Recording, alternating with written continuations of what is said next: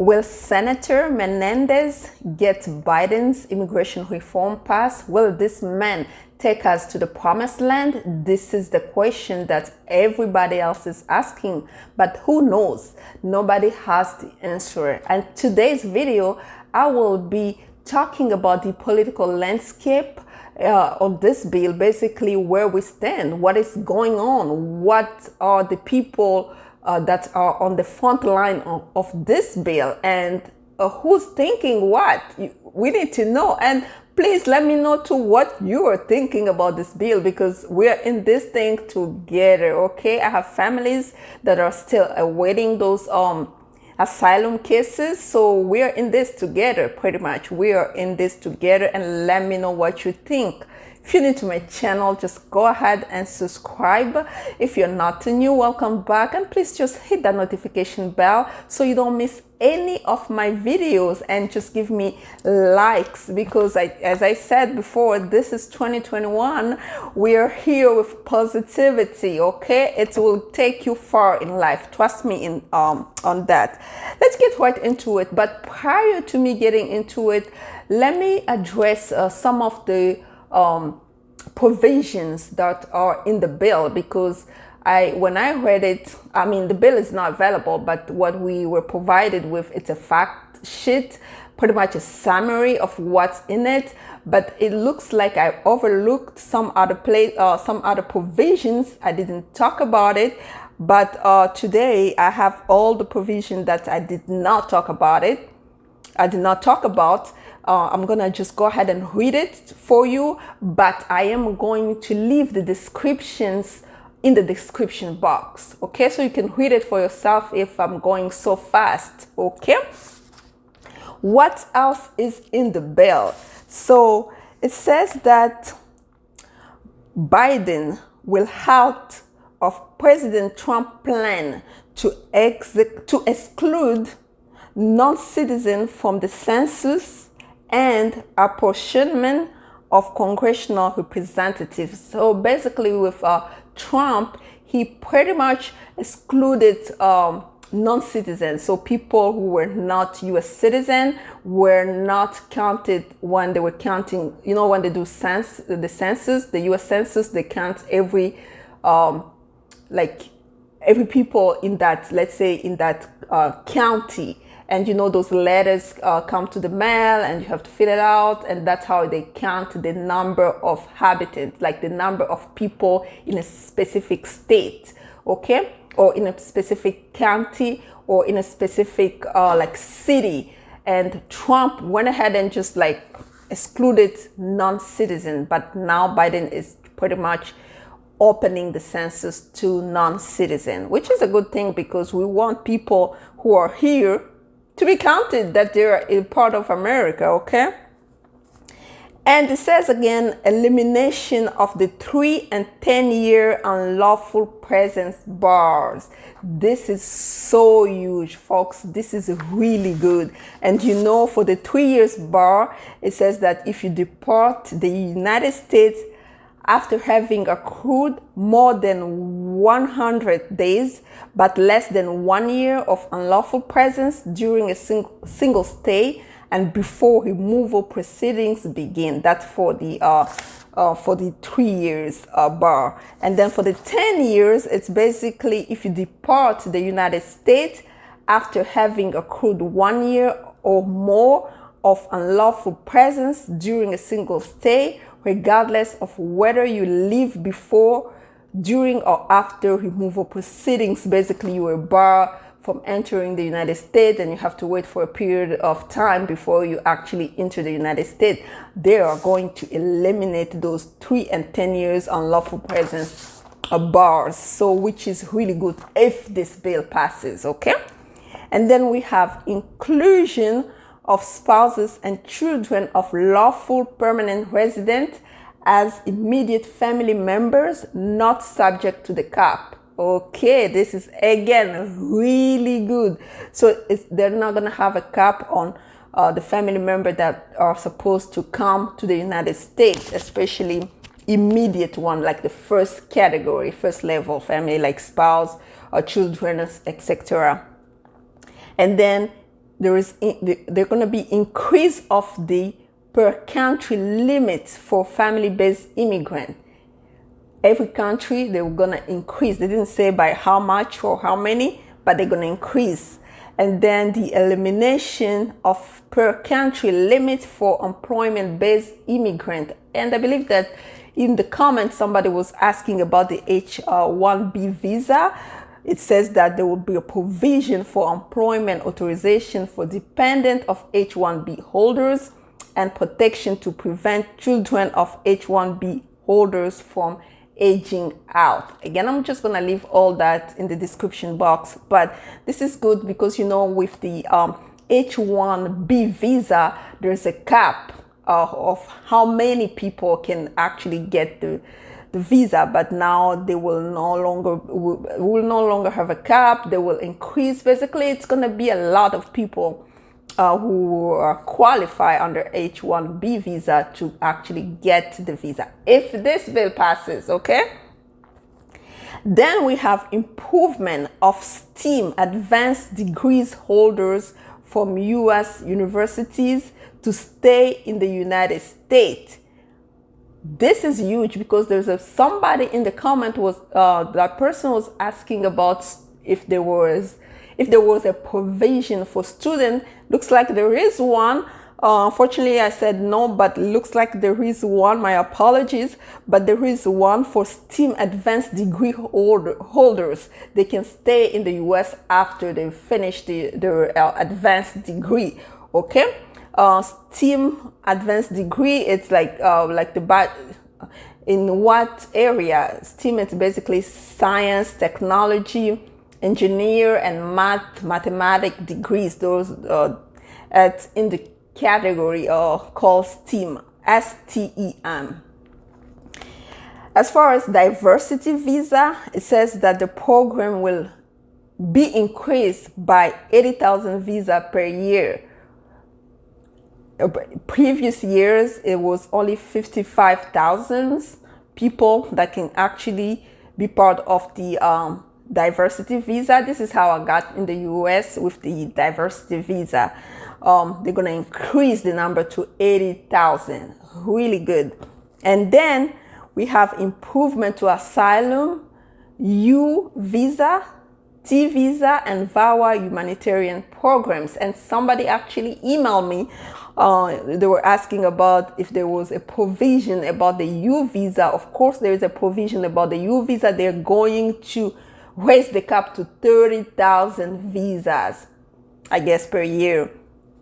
And then they're going to protect workers from exploitation. This is really good, folks. And we really hope that this bill passes. This bill has to pass. And we have to start praying to all the gods. Trust me, this bill has to pass. And now let's talk about the political landscape. Who is saying what? What senator from the Democratic Party or from the Republican Party? I don't like to get too political on my channel because I want to really stay with the law. But we need to talk about those people because they are the ones who are actually going to take us to the promised land. It says that President Biden has sent an immigration bill to Congress that the Senator Menendez, he's a Democrat from New Jersey, and a congresswoman actually, Sanchez, she's a Democrat from California. They are the sponsors from this bill. So basically they are going to stand before the Congress and argue in favor of this bill. They have to present this bill in the best way possible so that some Republicans can join, because remember, we need at least 10, and if we can get 9, then the Vice President Kamala Harris can be the other one, because remember, we have 50-50. And I'm not going to go into explaining how the filibuster works and stuff like that. That's not the purpose of this video. The purpose of this video is to talk about where things stand. What are they saying? So let's start with Senator Menendez. He's the main sponsor. He's like the Joshua. He said that himself. He's the Joshua, and he is going to take us to the promised land. He said that, I quote, I'm just reading from the quote directly, and I'm just going to leave it on the screen. He said, I'm under no illusions. I know from my time in the Gang of Eight that passing immigration reform to the Senate particularly is a Herculean task, meaning it's a difficult task. And then he said again, we have our work cut out for us to make the case for immigration reform, not just for immigrants and their families, but to Americans of all walks of life. It's time to put political capital and every other capital on the table to make this happen. Basically, he's trying to say that he is going to argue really good. And he's going to say that this bill is just not going to benefit immigrants. It is going to benefit Americans as well, because it's going to raise our economy in a way that there will be more manpower. You know, if you have a lot of people working in those, maybe in those factories, in the farms and stuff like that, the economy is going to be working very well.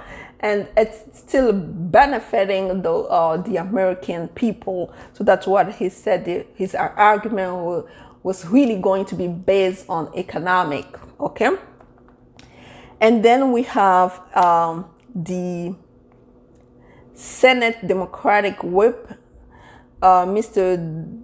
Durbin of Illinois. He said that he has been talking to his fellow Republicans, and he thinks that they have been open to conversation, which is really good. At least they're open to listen. But he said, we haven't agreed on anything, but they have been open to it, and that's what it's going to take. So it's going to take them at least openness, like to have an open mind on this, pretty much to be just open to discuss it. Okay, at least they're open to discuss it, and that's what they wanted. And then we have, oh my gosh, we have I think that's all we have, but we have, oh no, we have, I'm sorry, we have one more Republican who's saying that that's Rubio, I guess he's from Texas. He said that before we deal with immigration, we need to deal with COVID, make sure everyone has the chance to find a job and confront the threat from China. So basically, you know how they're blaming COVID. They're blaming China for COVID, and he's saying that before we even think about immigration, we need to deal with COVID first. And then we have this senator from, I guess his name is Charles. He's a Republican. He's giving us a hint. This one is good because at least he's telling us if this whole thing, this entire reform doesn't pass, they can cut it in pieces and start passing a portion of the law as they go. And he said that they think that they will have a good chance of getting something done on DACA. DACA, folks, guys, you gotta be rejoicing because everybody's talking about DACA. Even Lindsey Graham, he's a Republican senator. He said that even if anything doesn't pass, DACA recipient will have a chance. And he went ahead and said again, even citizenship for DACA people. But he doesn't think legalizing 11 million people without securing the border, he doesn't think it's a good idea, and he doesn't think that he thinks that it's not gonna go well. Basically, Republicans are saying that this entire overall reform, it's not going to be that easy to pass, but at least if they start cutting it in pieces and start with something first and then advance with another thing, maybe it will pass eventually with time. But DACA is at the forefront, It's like DACA is their primarily a goal, and we know that with DACA we have at least 900,000 people on DACA. Those people are going to get their paperwork like green card and then apply for citizenship 3 years later. And DACA is something that he says that is doable. And everybody, even on the Republican side, have been saying DACA is doable to do at first. But this entire bill is not going to be that easy to pass. They have to focus on COVID. They have to do this. They have to do that. Just making excuses. But anyway, it's going to be a fight.